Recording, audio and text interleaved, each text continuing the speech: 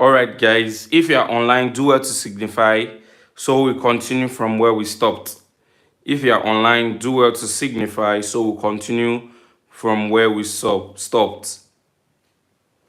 From where we stopped. Let me know if you are online, do well to signify so we'll continue from where we stopped.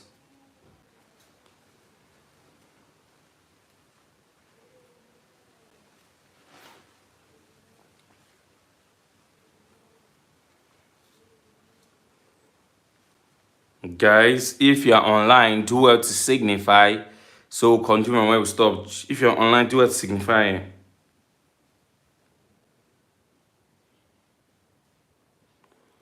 If you're online, do well to signify, guys. If you're online, do well to signify so we continue from where we stopped. All right, very good. Very good. Guys, ensure you give the video a like. Ensure you like the live video so we'll continue.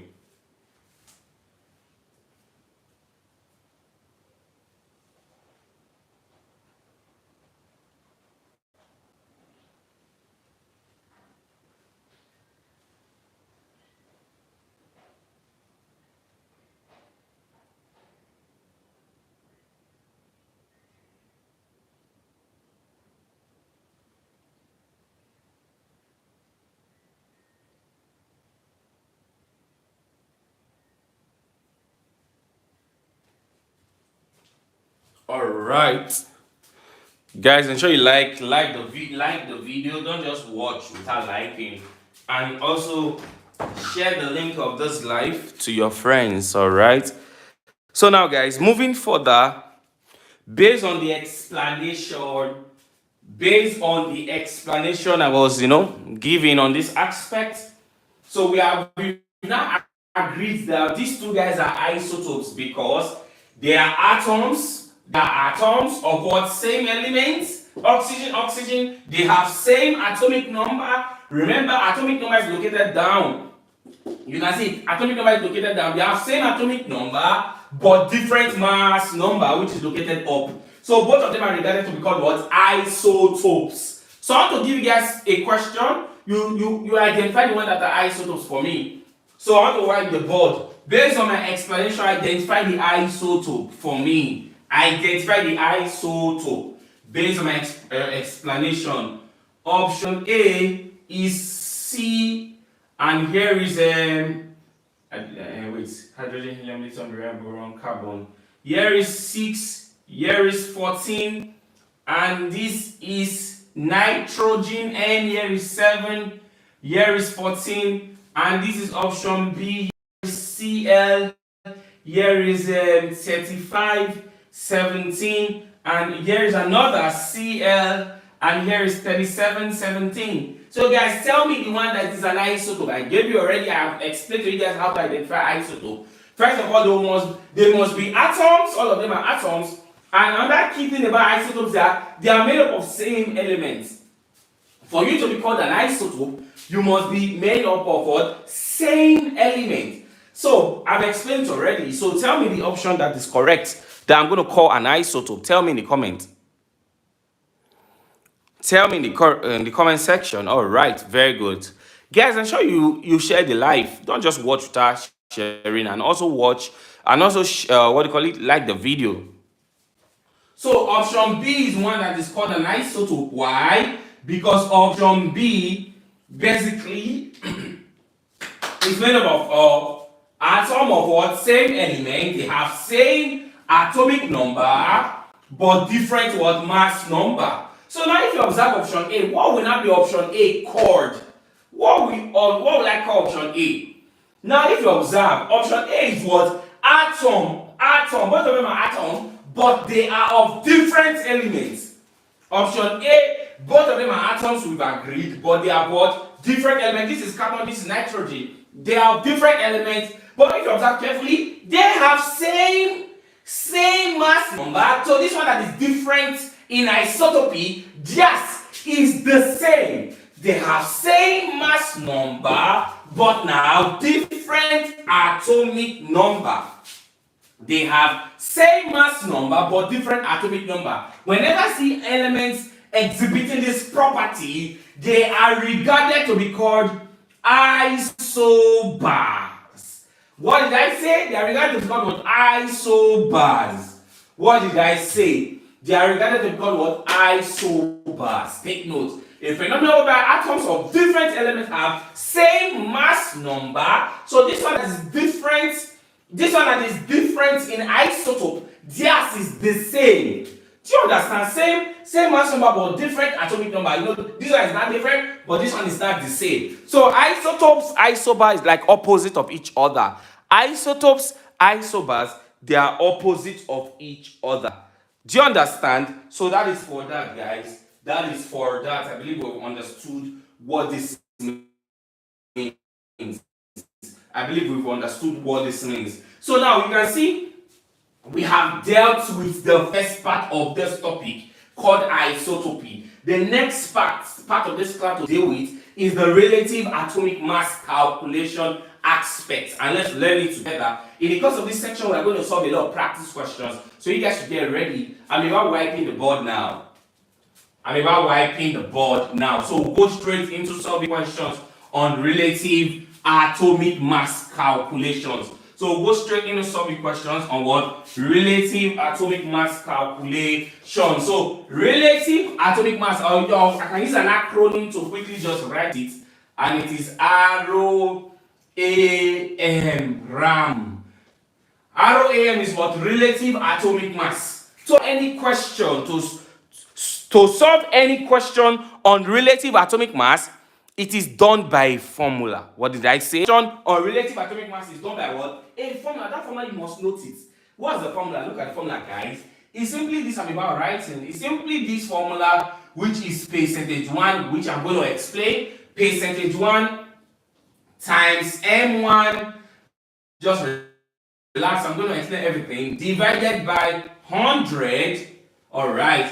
Plus percentage 2 times M2 divided by 100. So guys, this formula you must take note of it for solving questions on relative atomic mass. I'm going to explain. Relax. So the question you ask yourself, what does percentage 1 actually means? Let me write the next. What does percentage 2 actually mean in the formula? Now moving over to this, what does M1 means in the formula?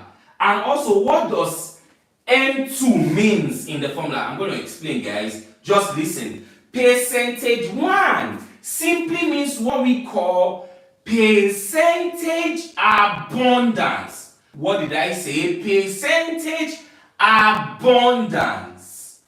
Percentage abundance of the you can see it's 1. So then I'm going to call it first. I'm going to explain what these things mean. No, just relax. Of the first isotope. Percentage abundance of what? The first isotope. Relax. I'm going to explain what this thing means. Just relax. Percentage abundance of the first isotope. Percentage 2 simply means almost the same. It is percentage abundance of the second isotope. You can see we are having first and second isotope. Relax, I'm going to explain what they mean. Now moving over, the next one is M1. M here simply means mass number. The M there simply means what? Mass number. So M1 simply means mass number, adding 1 to it becomes the mass number of the first isotope, because you can see 1 there. Mass number of the first isotope, whereby M2 simply means mass number, relax, I'm going to explain, mass number of the second isotope. Mass number of the second what? Isotope. So, if you observe, in this aspect, you can see first, second. What does this thing mean? Don't be the question you ask yourself. Relax, I'm going to explain. Now, let's go back to our example we took for isotope. We use oxygen 16 and 8, and then we use another oxygen 18 and 8 as well, guys. So now, these are 2 isotopes. Which one will I call the first isotope? Which one will I call the second isotope? Very easy. When you count, you start counting from 1, 2, 3, 4, 5. So when you count, which one do you count first? Is it 16 or 18 when you are counting serially? When you are counting normally, when you are counting, which do you count first? Is it 16 or 18? You count 16. So then this oxygen 16 I am looking at is regarded to be called my first isotope. Don't worry, we'll solve question. So this one is the first because when we count first. So 16 comes before 18. Then oxygen 16 is my first isotope, whereby oxygen 18 is my second isotope. Do you understand? And this is applicable to any type of isotope in chemistry. Do you understand? It is applicable to all types of isotopes in chemistry. It is applicable to all types of isotope in chemistry. Guys, ensure you share the video. Don't just watch without liking. Like the video. It's not hard to like. Just press the like button and share with your friends. Take the link, put it to your WhatsApp, status, and as well as WhatsApp groups, all those educational WhatsApp groups. Take the link of this video. You can actually take the link of any video. Take the of this video, send to your various WhatsApp platforms so that it will help them. As you are learning, your friends should also. This one is the first approach to questions of relative atomic mass. It has diverse approach. It has what? Diverse approach. So then, let's go over to solve the first practice question. I'm about wiping this part of the board. I want to wipe this part of the board. So let's start with question 1. Let's solve question 1 together. And I'll show you how it's done. And they are all very, very easy. So you pay close attention, guys. Pay close attention. Let's solve the first. Let's solve the first question together. And the first question says, oxygen is still dealing with oxygen. Wow. Oxygen is a mixture. Oxygen is a mixture of 2 isotopes. Wow, they haven't told us already. Oxygen is a mixture of 2. Are you not seeing 2 isotopes of oxygen? Though in other cases we have isotopes that are more than 2. We'll solve questions on that. Just relax. So oxygen is a mixture of 2 isotopes. What are these isotopes? You already know them. Oxygen 16-8 and oxygen 18-8. Of 2 isotopes with, with percentage abundance. So you can see the reason I wrote all of those things first. You can see one name, they mention it. With percentage abundance of 90% and 10% respectively. With percentage abundance of what? 90% and 10% respectively. Full stop. What is the relative atomic mass in short? Because of time, I cannot arrive relative atomic mass again. What's the relative atomic mass of oxygen? What's the relative atomic mass of what? Oxygen? They gave us option. Option A is 16, option B is 16.2, option C is 17, and option D is 18. Let's say, for instance, you are in your exam hall. So they give you this type of question. What will you do to solve it? It's very, very simple. It is very, very easy.